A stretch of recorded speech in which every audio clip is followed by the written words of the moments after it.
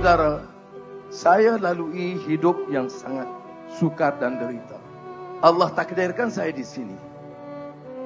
Saya tidak sanggup zalim kepada orang. Saya tidak sanggup fitnah kepada orang. Tetapi seperti mana saya sebut dulu, kamu pukul aku setengah mati, aku maafkan. Kamu heret aku, campak ke penjara, aku maafkan. Kamu aibkan aku, hina aku, jijikkan aku setiap hari, aku maafkan. Tapi kamu curi harta rakyat, aku cari kamu sampai dapat. Anwar Pejuang Melayu Tulen. Anda percaya kata-kata saya bahawa Anwar adalah pejuang Melayu? Apa faktanya? Ikuti bicara saya pagi ini, saya akan sebutkan satu persatu. Saya mengikuti rapat corak pemikiran dan gaya kerja Perdana Menteri Anwar Ibrahim. Dalam tempoh 2 tahun lebih ini jelas beliau adalah pejuang Melayu Tulen. Saya menganalisis satu persatu perkara yang dilakukan oleh Anwar yang orang Melayu tidak sedari kerana ditutupi dengan propaganda pembangkang yang menimbulkan perasaan benci.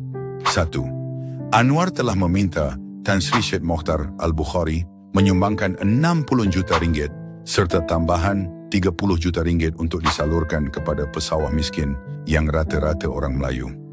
2. Anwar Ibrahim melalui menterinya menyelaras harga lantai belian padi daripada 1,300 kepada 1,500 ringgit per metrik tan, iaitu rekod tertinggi untuk meningkatkan pendapatan pesawah yang rata-rata orang Melayu.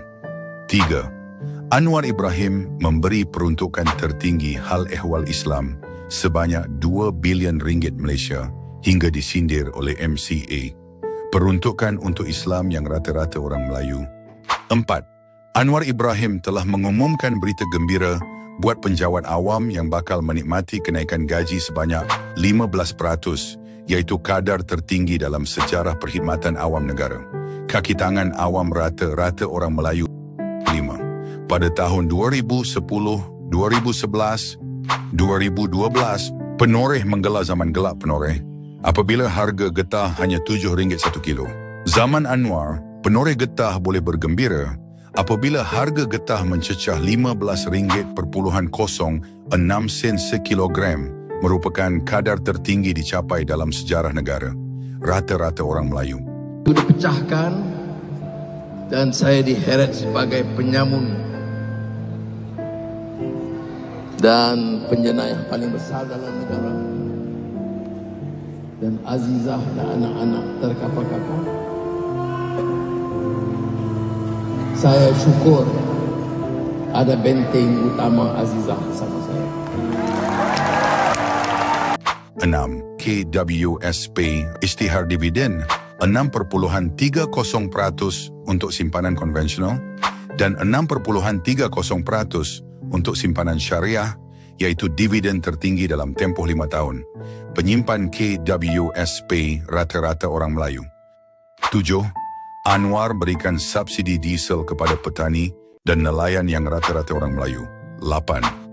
Anwar beri bantuan sebanyak 9.5 bilion ringgit untuk Kelantan, iaitu peruntukan tertinggi di Semenanjung dalam aspek infrastruktur.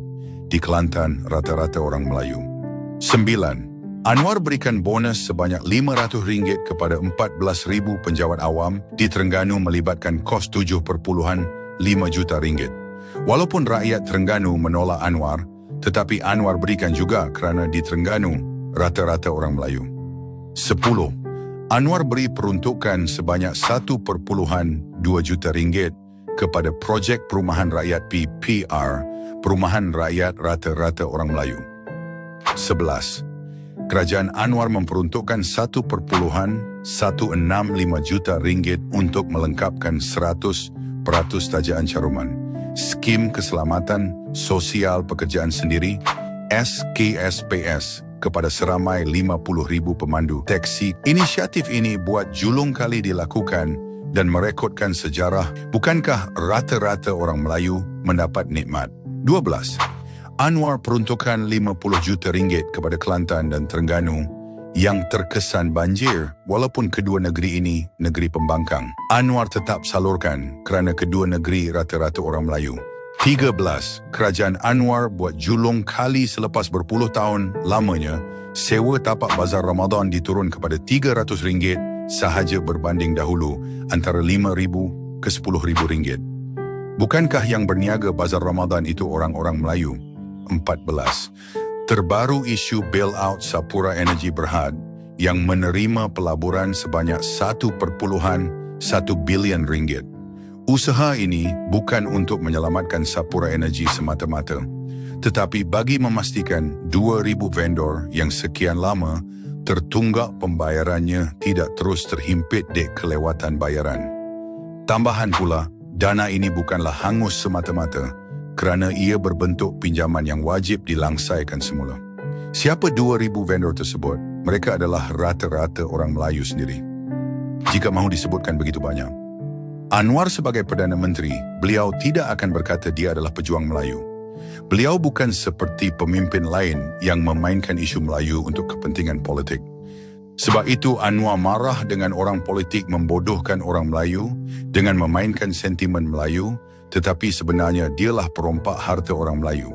Buat anak-anak muda yang mencaci Anwar, dahulu ramai di kalangan datuk dan nenek kalian, Anwar bantu mereka dengan menubuhkan yayasan under-akademik untuk membantu pelajar-pelajar Melayu yang tercicir untuk memasuki universiti.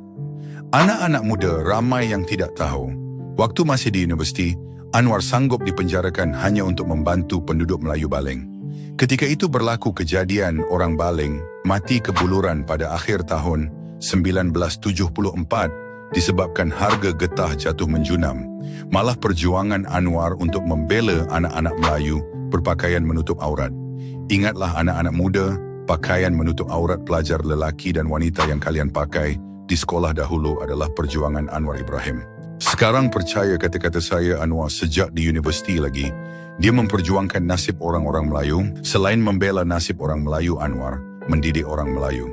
Contoh, Anwar pertahankan tidak membenarkan pengeluaran KWSP kerana tahu orang Melayu lemah dalam pengurusan kewangan. Anwar lawan rasuah kerana beliau tidak mahu negara ini musnah kerana rasuah di mana orang-orang Melayu adalah pemainnya. Inilah sebahagian reformasi yang ingin dilakukan Anwar, yang sepatutnya kita perlu menyokong dan bersama dengannya. Percayalah kata saya seperti kata Menteri Johari Ghani dari UMNO, beri Anwar 10 tahun, kita akan berbangga dengan negara Malaysia. Kata Mehdi Hassan, penyiar dan pengulas politik yang berpangkalan di Amerika Syarikat, berkata, dunia memerlukan lebih ramai pemimpin seperti Anwar. Kata pengulas politik Indonesia yang terkenal, Rocky Gerung, kita bisa pinjam Anwar Ibrahim untuk jadi Presiden Indonesia. Anwar ada accountability, nilai dan intelektual. Anwar menunjukkan dia mempunyai kelas yang tersendiri. Begitu sekali kekaguman orang luar kepada Anwar.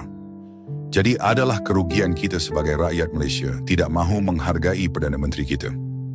Benar berikan Anwar 10 tahun kita akan dapat merasai reformasi di dalam negara.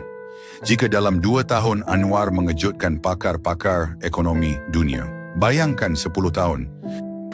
Khususnya kepada Perdana Menteri kita, Seri Anwar Ibrahim. Saya tak dapat membalas budinya. Cuma Allah saja yang akan membalas budi dia, yang akan membagi dia kekuatan untuk menghadapi segala ujian daripada Allah Subhanahu Wa Taala. Saya harap, saya tak pernah jumpa dia. Doa ikhlas daripada hati saya, hati nurani saya, semua Allah akan melindungi dia.